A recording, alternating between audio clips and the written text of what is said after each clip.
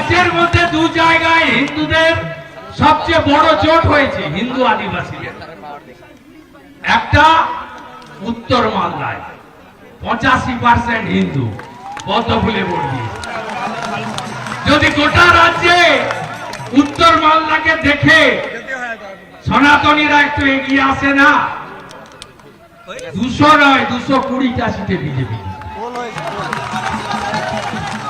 আরেকটা জায়গায় একজোট হয়েছিল হিন্দুরা 2021-এ নন্দীগ্রামে, 65% এক হয়েছিল প্রথমবার। আমি 2000 ভোটে জিতেছিলাম। 24-এ 72% হিন্দু এক হয়েছে। অভিজিৎ গাঙ্গুলি 8200 লিড পেয়েছে। আর 3 মাস পরের ভোটে ওখানে উত্তর বাংলার মতো 85% হিন্দু পদ্মফুলে ভোট দেবে এবং বিজেপি যাকে দাঁড় করাবে তিনি